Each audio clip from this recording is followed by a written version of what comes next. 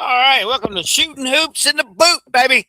We got a new episode here this week, and what an exciting week it's had, guys. Got Charlie Duckworth with us. What's up, Charlie? Hello. Charlie is chilling in Bartlett, Tennessee here tonight. Huh? Absolutely. I'm in Panther territory, the number 9 team in the nation. I'm pretty sure. That's right. They were in the tournament with the same tournament as Principia. Yeah. Ooh, Yeah. And we got Chris Brown, who still is hanging out at Hickory. What's up in the Hoosier Gym? man, like I say, it smells like buttered popcorn and hot chocolate up in here, man. So, hey, I'm cool with it. Let's go. What a great gym to hang out at, man. Hopefully I get to go there when Clarkton Yeah. goes next year, man. I All got a right, cot guys. back there in that room back there. See, You right in got a that cot door back there. there? Yeah. All right, so I can be able to use the cot if I decide to stay, right? That's true. I'd be like old times in the Old apartment. times. Yes.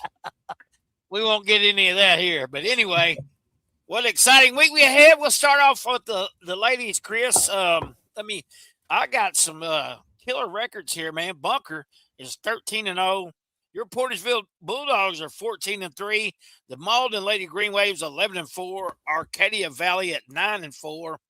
Chadwick at 11-3. The Delta Bobcats are at 10-3, I do believe. Neelyville is 11-3. Twin Rivers, I got 11-4. They played a game on the 15th that they don't have in there yet, so I ain't sure. And then Chaffee, the girls from Chaffee are 12-3. What a year they're having in basketball up there at Chaffee, man. That's exciting, man. All right, so we had Hayti and South Pemiscot on the network this week in the girls edition. Let's talk about that. Hayti won that one 47-33. Talia Jones had 13. Aubrey Hall had 9. Allen had 10. And Kanesha Rhines had 12, followed by Olivia Taylor with 13. And guys, before we go on any longer, let's congratulate Kanesha Rhines, who also won Homecoming Queen on Friday night there in Hayti. So congratulations to her. Yes. South Pim has got a star in the making. They got a freshman. I ain't even going to try to pronounce her first name, but her last name's Jones. And she scored 16 against the Indians. So she had an awesome night. Duckworth scored 6. Brown had 3. Pierce with 2. Wilburn was 6. And Faison was 6. So great game that we had here on the Boot Hill Sports Network. Chris, I know you got some information about those Bulldogs. Yeah, the Lady Bulldogs, like I say, they stand at 14-3, 4-0 in the conference as they got a couple of wins this week.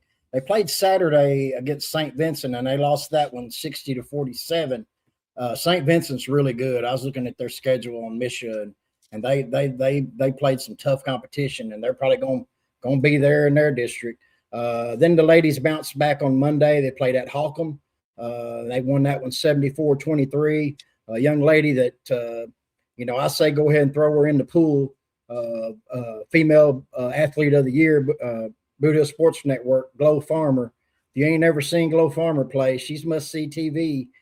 She scored 30 in that game, and Elise Hickenbottom had 17. 10 of those in the fourth quarter, as Elise Hickenbottom is an underclassman. So they won at Holcomb 74-23. Then they come back the next day. They played a game on Saturday, Monday, and Tuesday, so they, didn't have much time to break, but they did beat Campbell at Campbell 60-38. I know upcoming, they've got Zenith, which will be a pretty good game as they are 7-7.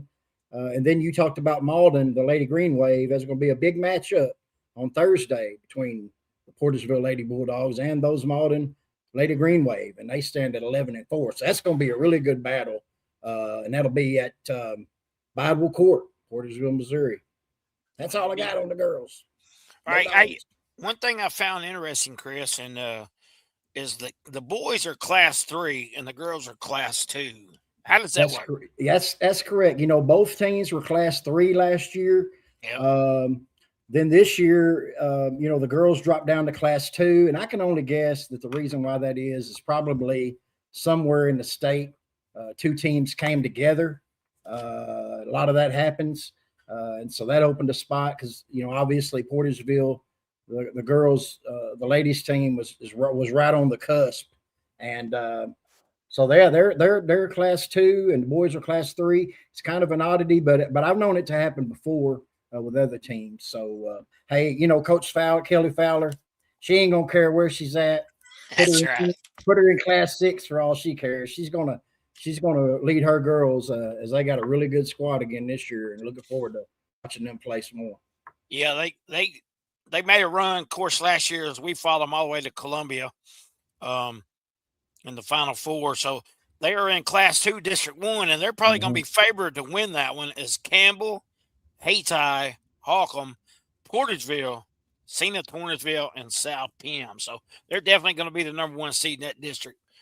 Probably, I would figure. That I guarantee you one thing: they ain't going to look over anybody in that district because Coach Fowler's so good at keeping the girls focused. Seen it with my own eyes. She brings them, wraps them back in when they get lost. But their press, they got a tough press, and we'll be seeing it in the Boot Hill Conference tournament coming up too. That's right. And you'll be able to watch all the Boot Hill Conference tournament right here on the Boot Hill Sports Network. We'll have more information later, but you can't have a Boot Hill Conference tournament without the Boot Hill Sports Network. All right, guys. And now let's get into some big games, and we'll start on Monday, Charlie. Well, we had a big game right there for that trophy right there. Yeah. Ooh, what a pretty trophy that Hayti won for the first time, the Battle of Boot Hill. Charlie, let's talk a little bit about that.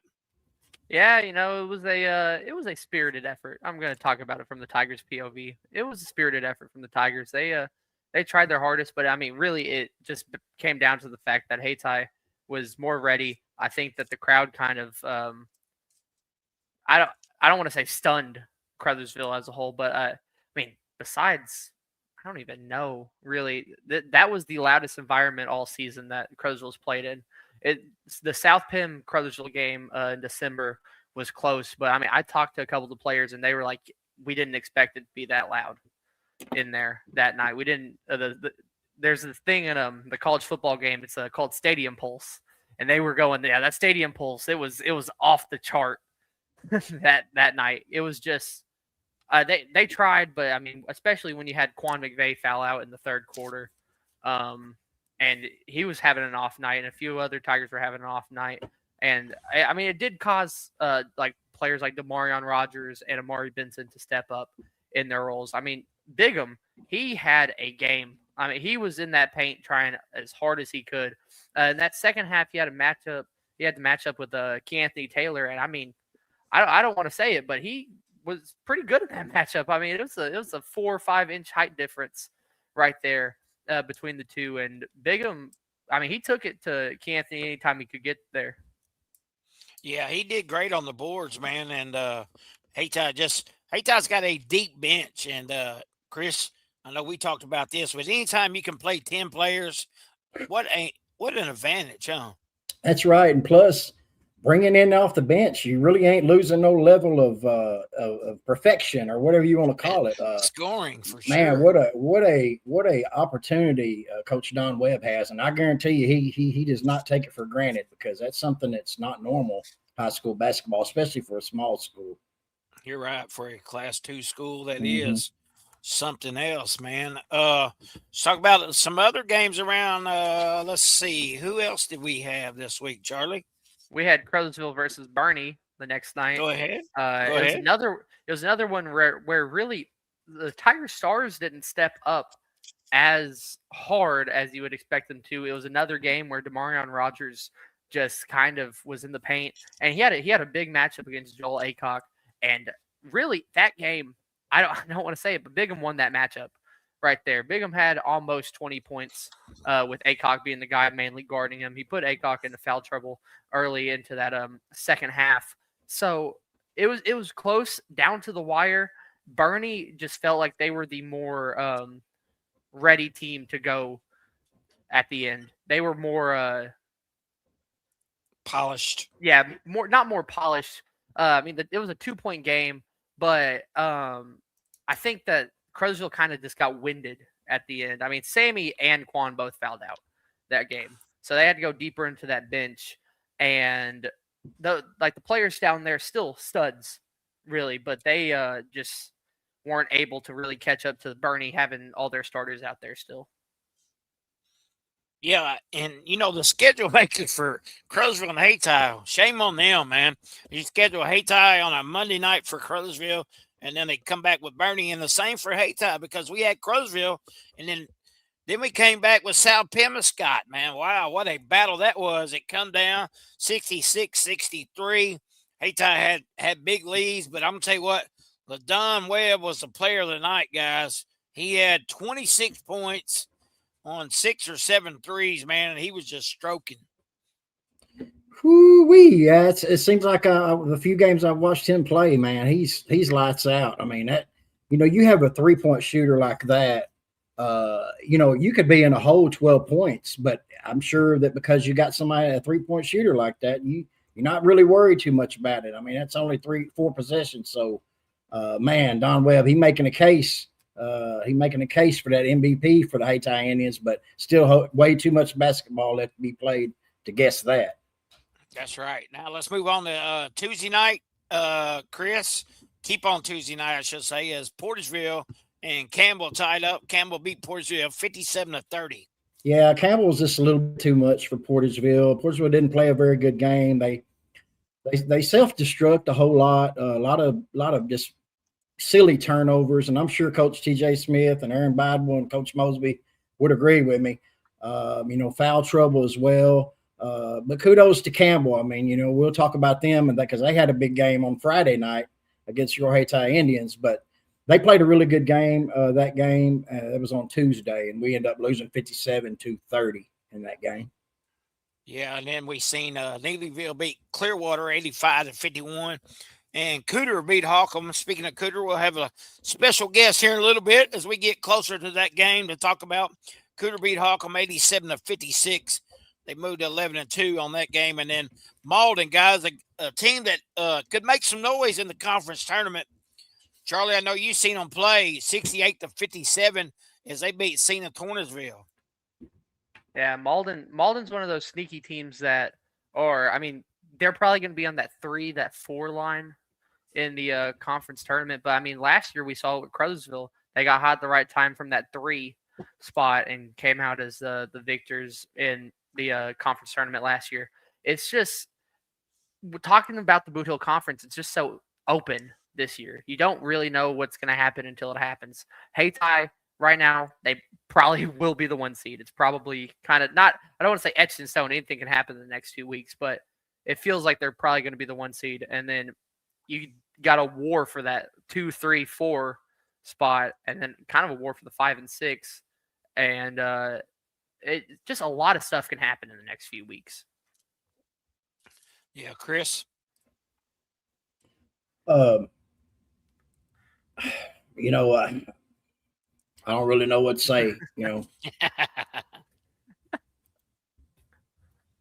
Then we had let's see, Crowsville and St. Torresville, Charlie. Crowsville's up 60.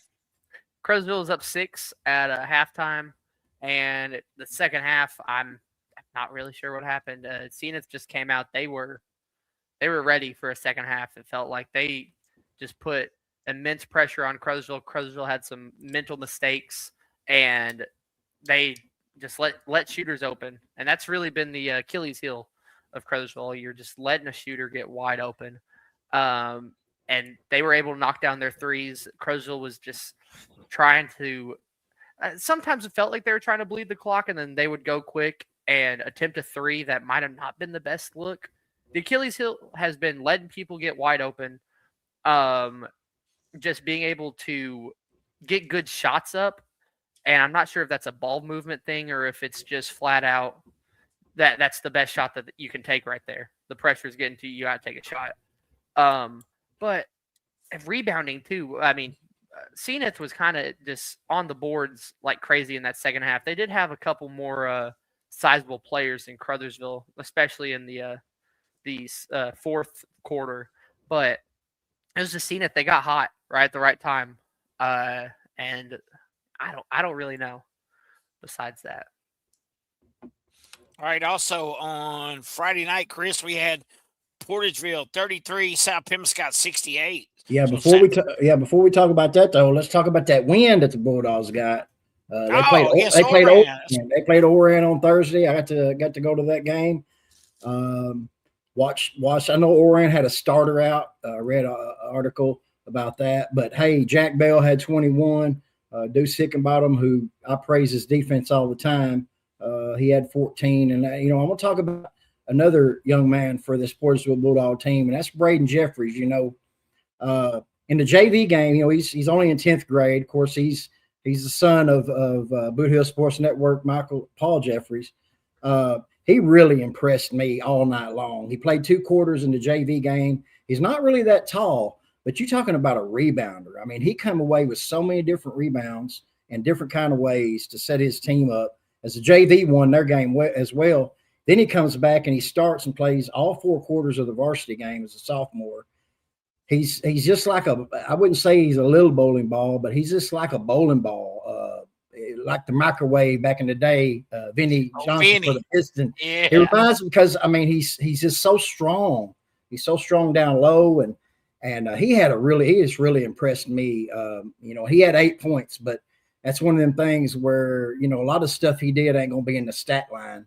But man, they had a good win, and they ended up winning 58-45 over Oran. So they really needed that win to kind of get them back, and that was the 4th win of the year for the Dogs. Right on. Before we get any longer, let's add this picture of Javante Payne. He went to 1,000 points in the South Pima game. So congratulations to that young man, and he is a fantastic leader for the Hayti Indians. And what a athlete, man, in football. He had over 1,000 yards receiving this year.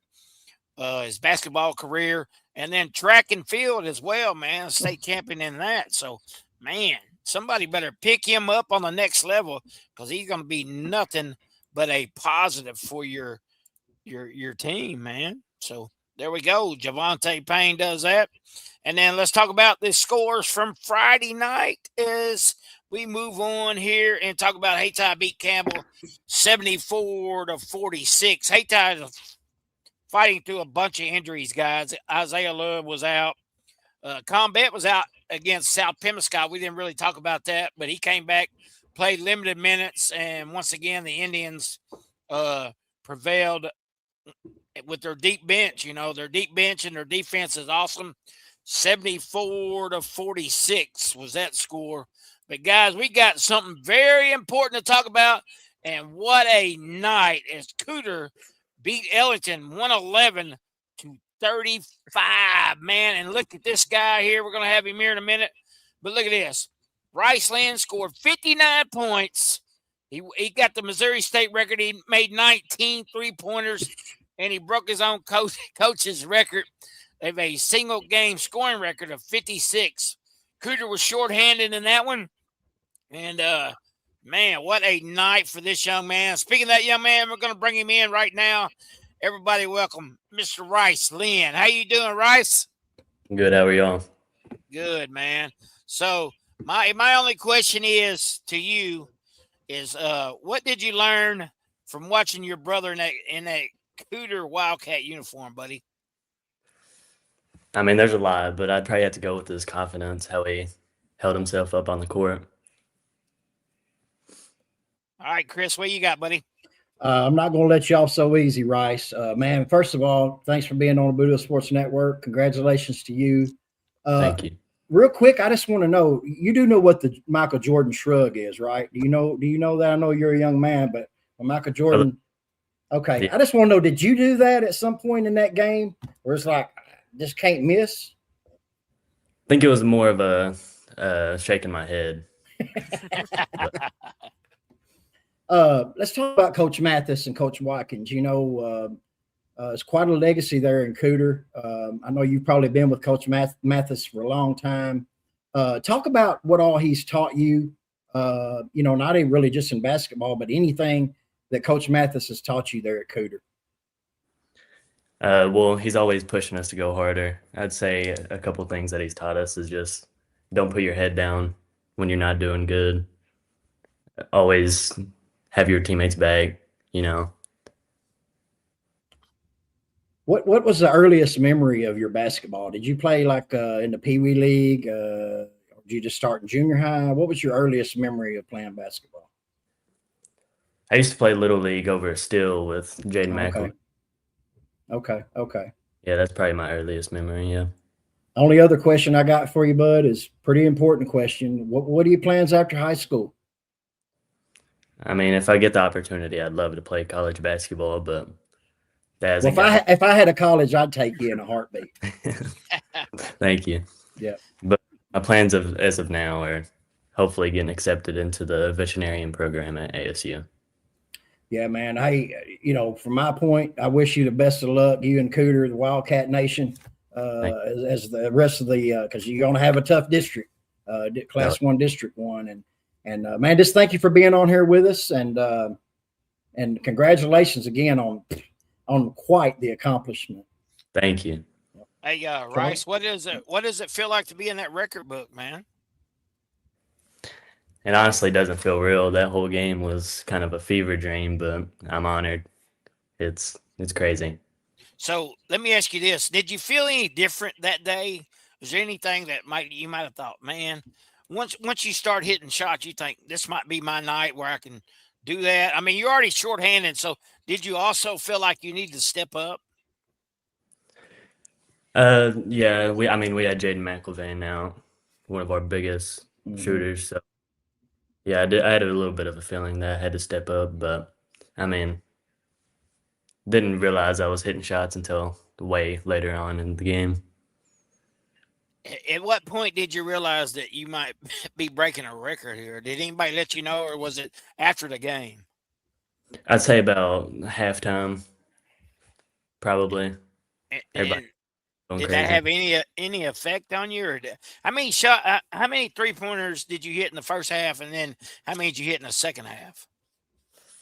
Honestly, that's not a question for me. Okay, that's a question for the stat person, right? Yes, sir. I got you. All right, man. I'm going to turn it over to Charlie now. Yeah, Mark stole one of my questions right there. I just want to mention, but no, my other question was, how did you get that green light just to be able to shoot all those threes? Because I've seen games this year where teams don't even attempt 19 threes. I think it's a combination of just having a coach that trusts you a lot and just getting hot early on. I mean, yeah. Also, teammates willing to swing you the ball. I want to give a thanks to all those guys, of course. Yeah. Yeah, you actually hit 9 3-pointers, right, against Scott County Central the game before. Is that correct? Yeah, I think yeah. It was a couple games before, yeah. I mean, that's 20. All them 3-pointers. I can't even count them all. So, do your teammates just start feeding you ball and say, "Man, tonight's your night. We're going to just feed you the ball"? Basically, yeah. They didn't say much, but I mean, the ball was a lot. So, yeah. How'd you feel in warm-ups of that game? I know a lot of you 3-point shooters. Y'all take quite a few shots before the game. Like Mark said, did it ever anything feel any different shooting wise, or did it just start when the game started? No, I wasn't really shooting that good in warm-ups, so I just came all of a sudden during the game. Yeah. So, have you ever played at that gym before, Bryce? No, sir. I have not. That's even more amazing. Yes, that is crazy. So, is that your favorite memory as a Cougar Wildcat? Will that be? I mean, you still got time to make more memories, but is that like so far? Would that be your favorite memory as a Cougar Wildcat? Oh yeah, by far. There you go. Yeah. Congratulations, big guy. The Boot Hill's proud of you. So there you go. You got some comments. That's great, man. All right. Anybody? You got anything else, Charlie? Nah, I'm good. Chris? Man, just continued success to you, Rice. I don't know you that well, but I know that playing for Coach Mathis has probably taught you a lot. And hey, congratulations. Yes, sir. And best moving forward in that Class 1 District 1. Yeah. And the Tri-County Conference. I'm sure y'all got a tournament coming up too. Yeah, right. Speaking of Coach Mathis, tell us what he has meant to you and your relationship with him. He's been a mentor for most of my sports career. I've always looked up to him for a while. He's always pushing us to go harder and stuff. So he's an amazing coach. That's good. As your brother chimes in here, look at him. Your brother calls you a legend, man. That's got to feel good when your brother calls you a legend, right? Yes, sir. Has he always been that nice to you your whole life? Well, You ain't got to lie because you're on here. Don't lie. Big brothers will be big brothers, right, Rice? That's right. All right, man. Hey, we sure appreciate you, man. You got some big games coming up. You got Risco coming up, so concentrate on them and Tri-County. Yes, I know your mind's set on bigger things. Matter of fact, one more question before we get out of here. You watched your brother make a great run in the playoffs there, man. And how much does that inspire you to try to get there? I mean, they got snubbed. Yeah. So we all know that. Man, everybody knows that. Try to go all the way. I'm gonna try my hardest, but all right, man. Any shout outs you need to give? Just my teammates and my coach, really. All right, man. We appreciate you joining us, man, and good luck rest of the years. You got little Joe on the trombone, Joe Snyder in here, man. He's proud of you. And the sharpshooter, also your teammate, man, there, Jaden McElvain, who can light it up as well, man. You guys have a bunch of three-pointer shooters on that team, man. So yes, sir. Go get them and win that Tri-County, and we'll follow you down the road, man. All right? All right, thank you. Thank y'all for having me. Yep. Yes, sir. Thank you for joining us, man. Good luck rest of the season, buddy. Thank you. Yes, sir. All right, that is Rice Lynn, who, guys, what a night, man. Could you imagine, man? I cannot even begin to think. I mean, my career high, of course, Chris, you were there during my basketball career, was 7 points twice. So, man, what a night. Hey, we started playing basketball in backyards when I was probably 7 or 6. Yeah. And you take all them years, I probably hadn't made 19 three-pointers. No, for sure. So, man, the 3-point line, I think, actually come along my my senior year, man. I think that's when it came along. So, and the good thing about that for Cooter is you're probably never out of a ball game. So that security for Coach Mathis is probably everything. So yeah, and they got McElvain, they got Sykes, they got some kids that can shoot the ball, man. And I told people before we started this year, don't sleep on Cooter, man. And they didn't believe me, but here we are. Cooter's 12-2. Got a big matchup with Risco this week, man. So that ought to be interesting, man. Charlie, got any more thoughts on that situation? I mean, 19 threes is kind of wild. Just to be real, thinking about it, it's hard to imagine just like going out there and hitting 19 threes. And like I believe he said they only missed 6 or so. Yeah, and like that is a unreal, because at some points you hear 19 threes, you might go, okay, they're just chucking up shots. But I mean, man, 7 misses. Also, too, you got to think if you're the opposing coach and a player on the other team has, starts hitting 8, 9 threes, you think there'd be a double team or something coming.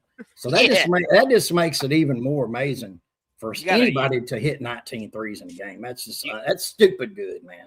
You got to start following that guy to the bathroom. His coach would tell me, he's like, oh man, stick on him like glue. If he goes to the bathroom, you go with him. So right. one of those situations, man. All right, guys, we got a big week coming up, and let's see. Let's talk about our top 10 last week. First of all, we had South Iron. They're was at 10. Cooter was at 9. Scott City was 8. Chaffee was at 7. Haytie was at 6. Van Buren was 5. South Pim at 4, Puxico at 3, Woodland was at 2, and Bunker was at 1. South Iron got wins over North County and St. Pius the 10th this week. Cooter got they beat Scott County Central, Holcomb, and Ellington. They got a big game with Risco coming up. We'll talk about here in a little bit. Scott City went 2-0 for the week. They beat Chaffee and East Prairie. Beat both teams pretty bad. And got to match up with St. Vincent possibly. Number 7 was Chaffee, and they lost big to Scott City. Scott City uh, pretty much put them on them, but they rebounded with a win over Kelly, and they got Orwin and Oak Ridge this week. And then Hayti had a big week, guys. They went 3-0, man. All conference wins, and they got a big game with Malden this week. So congratulations to the Hayti Indians. South Penobscot lost to Hayti, and they rebounded with beating Portageville. They got a game with Campbell coming up this week. Van Buren went 2-0 in the week, and they got wins over Clearwater and Eminence. They got a game with Wynodon, which they'll probably win. Then Puxico beat Bell City and Greenville. They got a big game with Dexter this week. We'll talk about that in a little bit. Woodland crushed Cape Central, and then plays Bell City and Bloomfield this week. I don't look for either one of those teams to give them trouble. And the number 1 team last week was Bunker. They got a conference tournament and a possible rematch with South Iron, man. So interesting week, guys. Let's get into it. Chris, your thoughts on games this week? One thing I'm noticing here is it's Boot Hill Conference. It's Boot Hill Conference week. As a lot of the Boot Hill teams are wrapping up their conference season before the tournament. Because you got Malden playing Hayti and Portageville, South Penn playing Campbell and Zenith, Hayti playing Malden, which is a big game. That's one thing I see. But that Cooter Risco game, man, I'll be interested in that one too. Is that that's going to be a really, really good game and a possible Class 1 District 1 finals matchup. As far as the other games, I do want to mention that my Portersville Bulldogs will play Tuesday against Zenith and Thursday against Malden.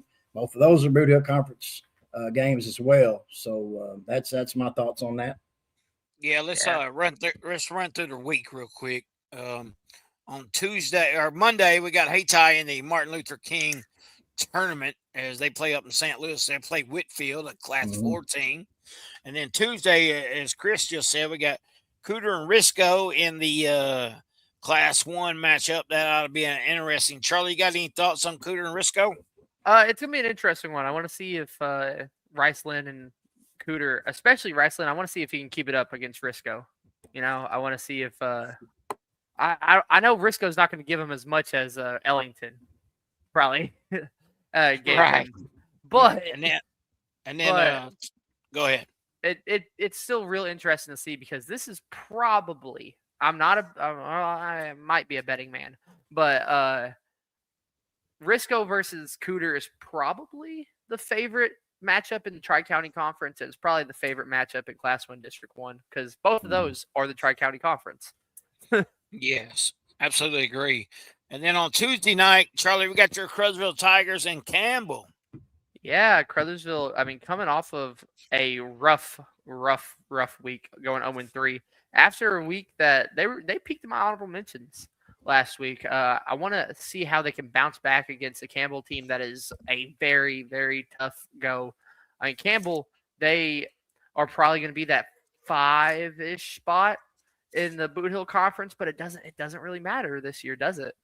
Because it's wide open. Any game is it's any given day, something can happen. Someone for Campbell, someone could hit 10 threes in a game, and then we're talking about how Campbell won by 20, or the opposite. Crothersville could hit 10 threes out of nowhere, and we're talking about Crothersville won by 20 as well. Anything can happen this year in the Boot Hill Conference, and I want to see how the Tigers can try and bounce back, but I want to see how Campbell can bounce back after that loss to Hayti as well. Yeah, and then we got Holcomb and Delta C7 on Tuesday night, and then another game we'll have on the Boot Hill Sports Network, Hayti and Malden.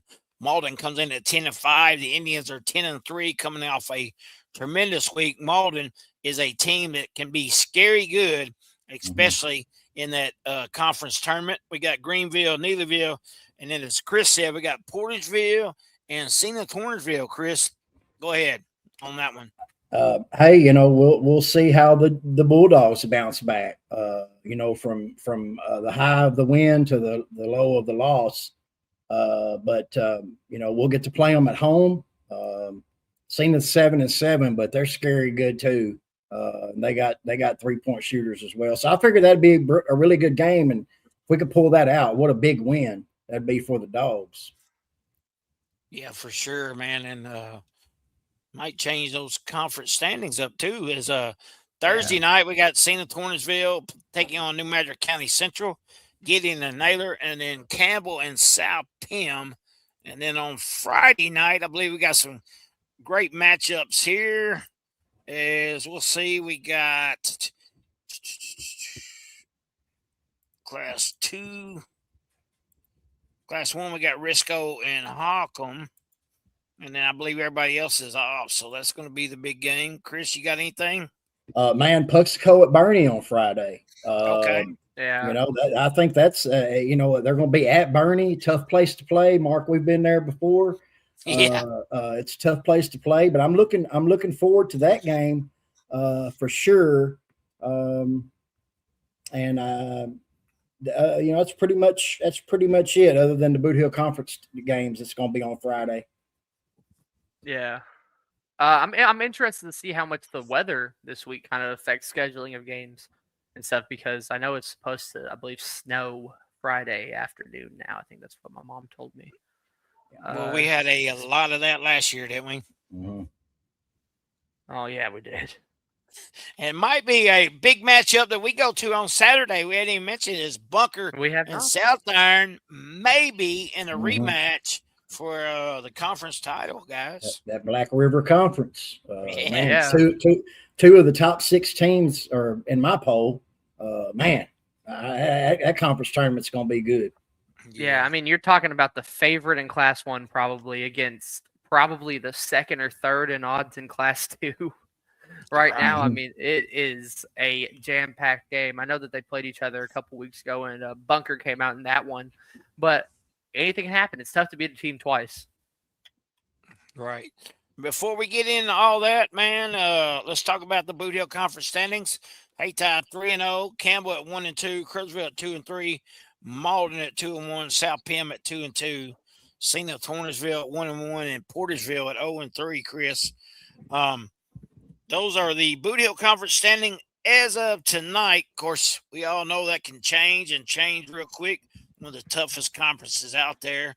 And now let's get in to our big new top 10.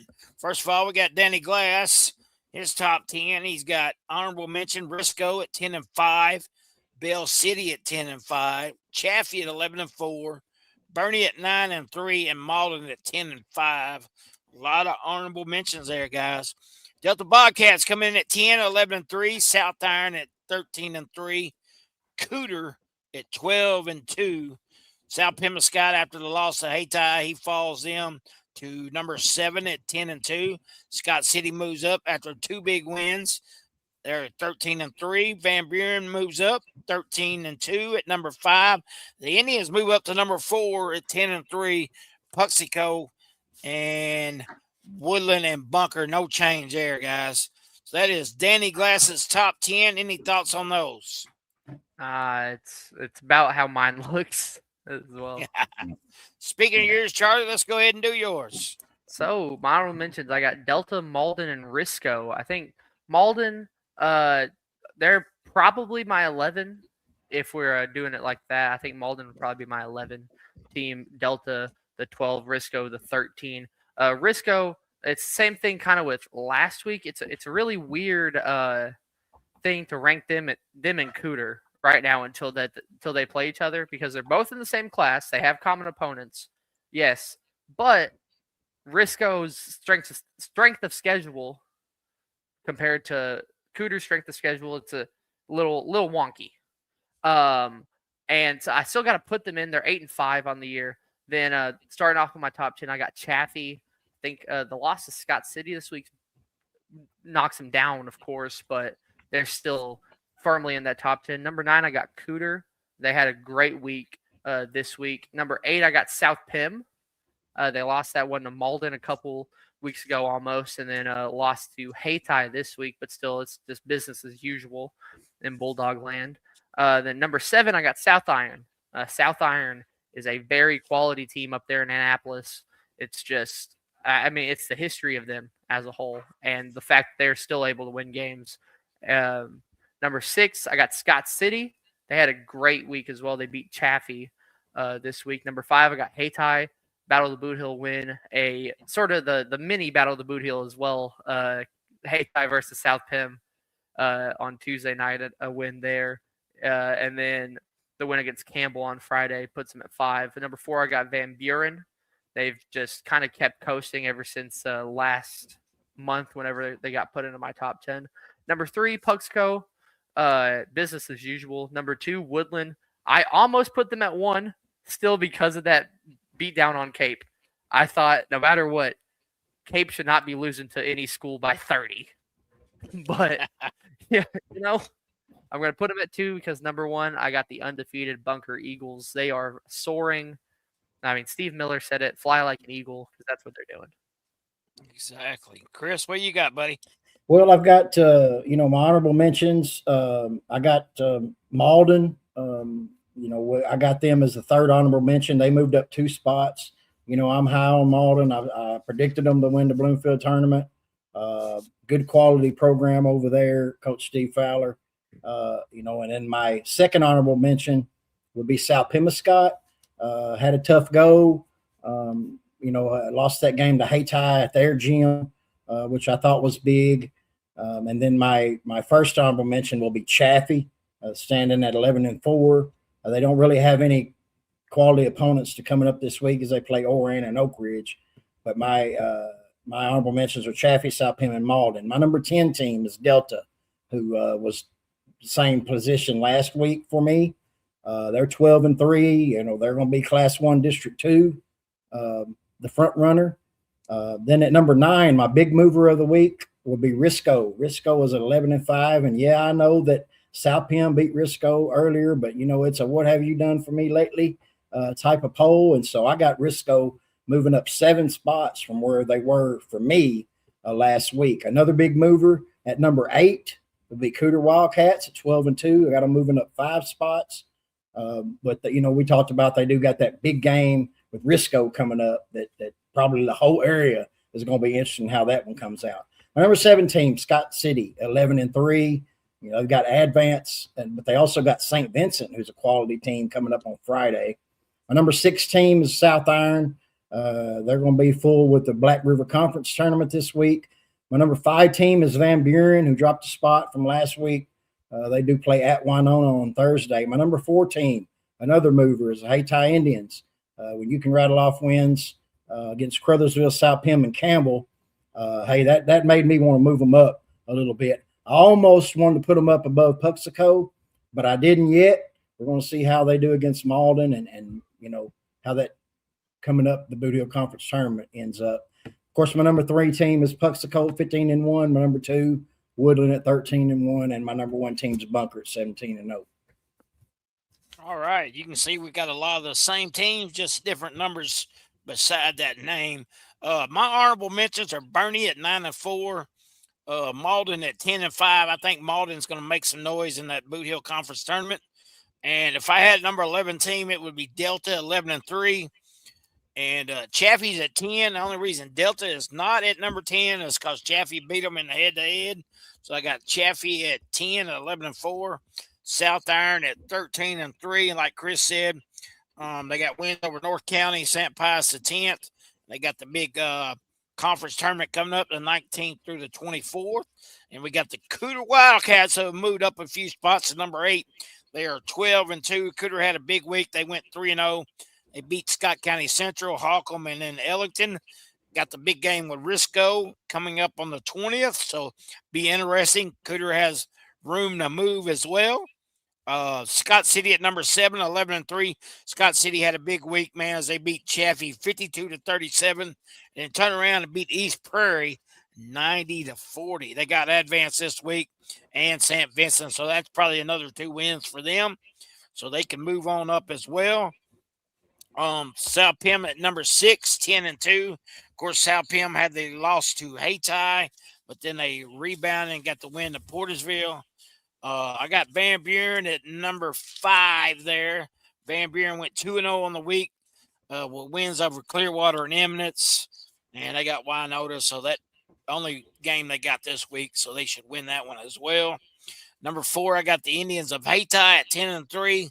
Hayti ran the gauntlet this week in the Boot Hill Conference, went 3-0, beating Crothersville in a, of course, rivalry matchup. You can never go by the records on that one.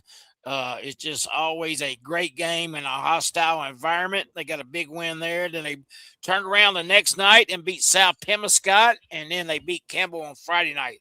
So a good week for the Indians. And number 3, I got Puxco. Puxco, of course, 15-1. Keep doing what they're doing. They beat Bell City and Greenville, and they got a big week ahead of them, as Chris said, Dexter and Bernie. So Puxco might be number 1 time we're sitting here this time next week if they can win both of those games. Woodland's at number 2. They're 13-1. Woodland just crushed Cape Central, as Charlie said. And they got Bell City and Bloomfield this week. I expect them to win both of those games.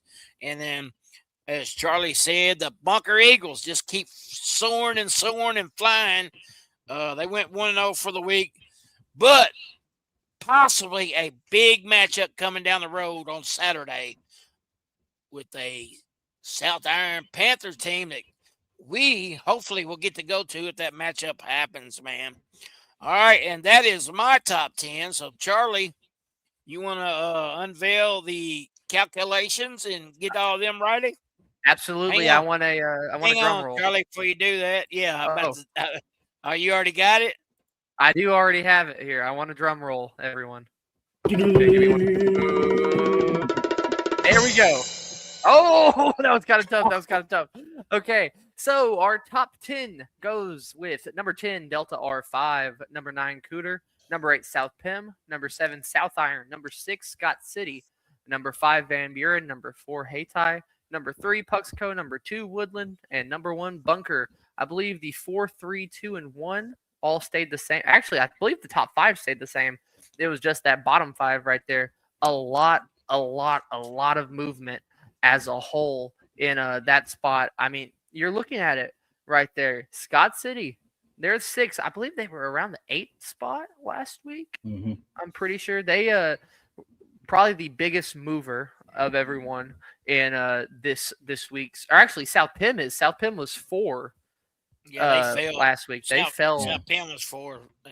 Fails 4 spots. Yeah, they fell to 8 right there. But I mean, this is our BSN 10, and like Chris said last week, we implore you to give out your top 10 on the Boot Hill Sports Network, be it Facebook. If I see a YouTube comment someday that someone's top 10, you know what? Just do it. At this point, send Mark a very spirited message about how we didn't put your team on there. Send us a laughing reaction. He loves hearing that. Send us a laughing reaction. We get those all the time. Nothing new. Send us a laughing reaction about how a certain team that might have a losing record should be in there. Yeah. I mean, they've been on this all year about Charleston, man. They have just they went south this week, man. So they're 6-7. Yeah. There you go. They are. True facts. Yeah. All right, guys.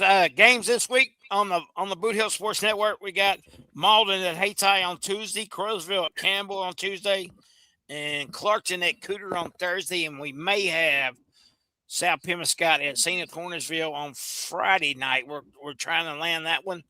And then hopefully we'll be Saturday at South Iron and Bunker if that happens.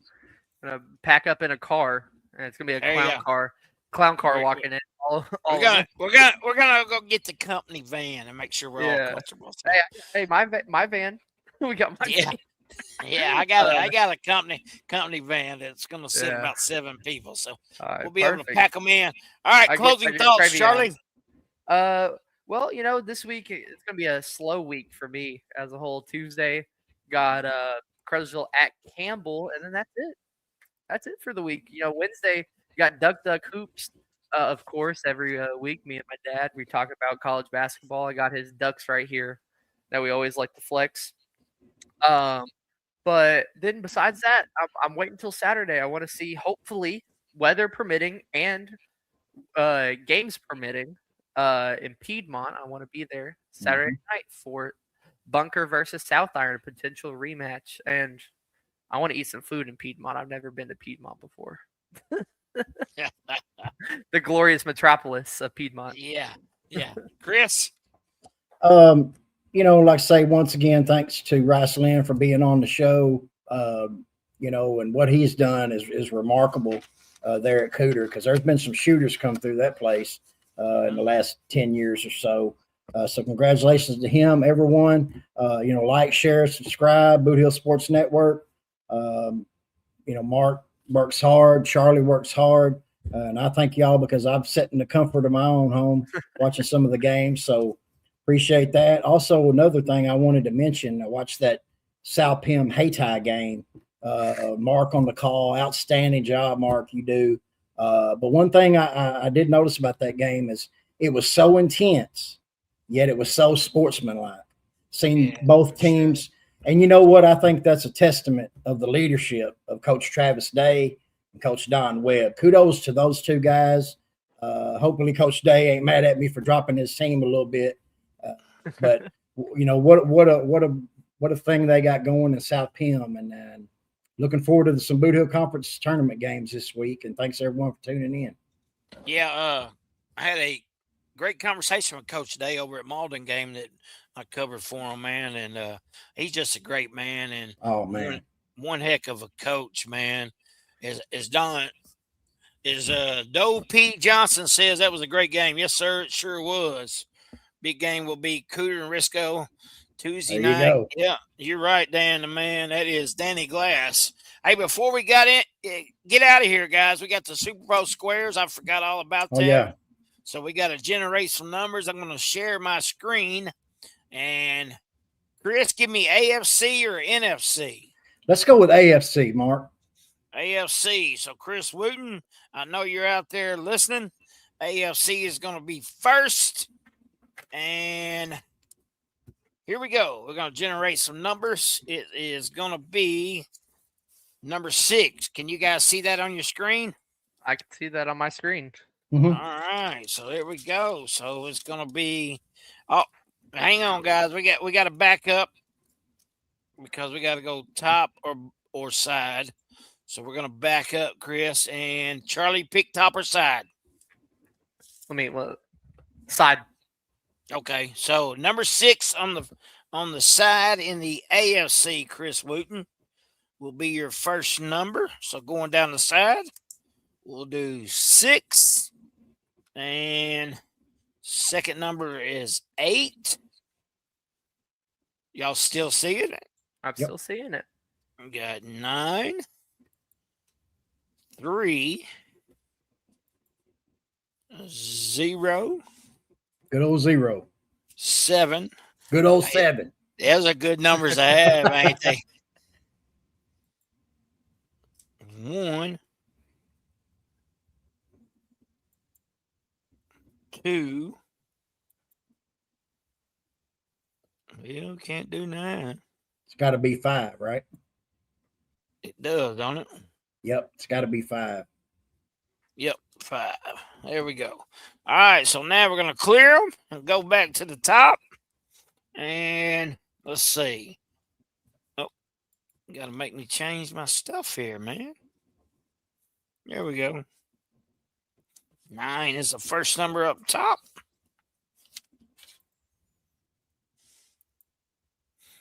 3,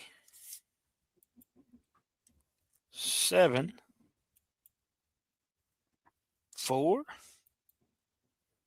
1. Can't do 3. Can't do 1. 2.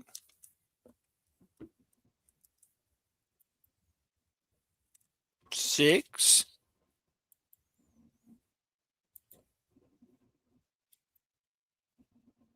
8. It's got to be 5 again, Gotta right? be 5 again. Yep. 5 has been the last number for both teams. And now, what did we say that was? AFC? NFC. That was NFC. Top. So now we're going to do the AFC. We just top or bottom? I mean, top or side, Chris? On the AFC Yeah. side, All right, so we're going to do the side first. And number 5 is the first one on that one.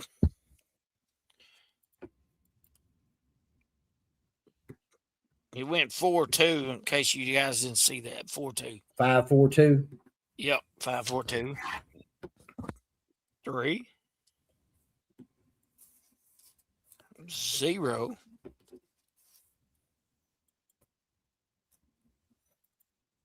9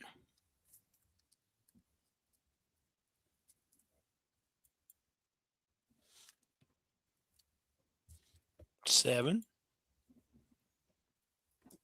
1. It's got to be 6. It's got to be 6.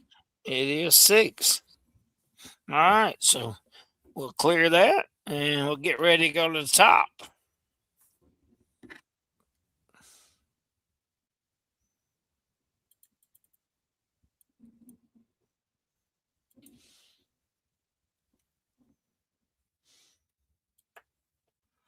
Three,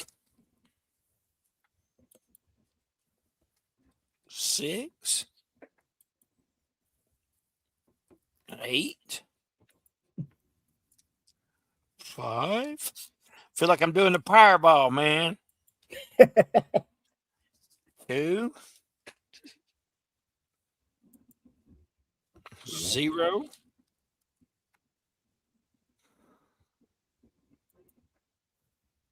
9. 9. It's like bingo. Yeah. Bingo. No, next year. 6. Next year, I'm winning all this. I'm winning all the No. money next year on these squares. for the One. Packers. Oh, yeah. We do have 20. 6. That's right. 1. And 4 is going to be the last one, That right? last one's got to be 4. Yep. All right, there we go. We'll recap these real quick. Looks like we had the NFC board first, right, guys? I believe so. I think we had the AFC board first. I think we did the AFC first. What do we have first, Chris? But AFC. Yeah, I think the All right, very so- first thing we had AFC side. So Yeah. the AFC, the board was up top 9-3-7-4, 1-2-6-8-5. Down the side 6-8-9-3-0-7-1-2-5. And then on the NFC board, up top we had 3-6-8-5-2-0-9-1-4. Down the side we had 5-4-2-3-0-9-7-1-6. And those will be our numbers for the Super Bowl squares on the Boot Hill Sports Network square board. Chris Wooten runs that for us, so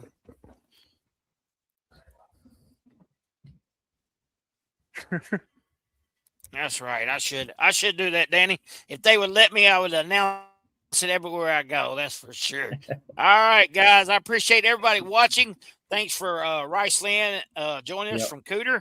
Good luck to them down the road, man. Tough week there, guys. And there is nothing like Boot Hill basketball. I'm going to tell you right now. Right. We've seen some great environments this week. The Hayti-Crosville game, the Hayti-South Pemscott game. That Cooter-Risco game is going to be off the chain. And, man, just if you don't have nothing to do, you got a night off, go watch some high school basketball. And if you can't get out there, make sure you join us on the Boot Hill Sports Network YouTube page. Watch us each and every Sunday night right here on Facebook or YouTube. And give us a like, share, subscribe. Make sure you join Charlie and his dad, old Matt, on Wednesday night. Talk about college hoops on Duck Duck Hoops. That is Wednesday night. And then if you ever need a activity to raise some money, call American Hostile Championship Wrestling. Charlie, tell us about that activity coming up for Crosville and the Bader Club. Yep, April 4th, American Hostile Championship Wrestling. It's going to be at the Crosville High School. It's for the Crosville Beta Club, both senior and junior. My mom runs the junior Beta Club. She's been running it for 6 years or so. She just got senior club or senior beta this year finally. But so it's a good fundraiser. Come out. It's gonna be some good wrestling. It's gonna be a fun time as a whole. Crothersville's the best crowd in the area for everything, in my opinion. And for wrestling, everyone comes out for it. The Hey boys come out for it. The real swanky people come out for it. It doesn't matter. Everyone loves wrestling in Crothersville. That's right. Even Danny Glass came this past 2 shows, guys. He had a great time as well. American Hostile puts on a great show. Chris, you got any more closing thoughts, buddy? Man, yeah, I just want to piggyback what y'all said over the wrestling. Man, I love independent wrestling. We ran the roads up and down. Mark does a great job with American Hostile Championship Wrestling because, for one, he's been around for a long, long time and has met a lot of wrestlers, and he has a great talent. I mean, just great talent at these shows. So come on out and support. You will not be disappointed. It is a ton of fun. Great wrestlers. Just come on out and support the American Hostile Championship Wrestling. For sure, man. We'll raise your school some money Mm-hmm. and family-friendly show as well. So if you need any fundraiser, just give us a call. Once again, thanks everybody for joining us right here on the Boot Hill Sports Network. And a special shout out to Brian Flood. We appreciate the nice comment. And everybody watching. We will see you next Sunday night right here on Shooting Hoops in the Boot. Thanks, everybody.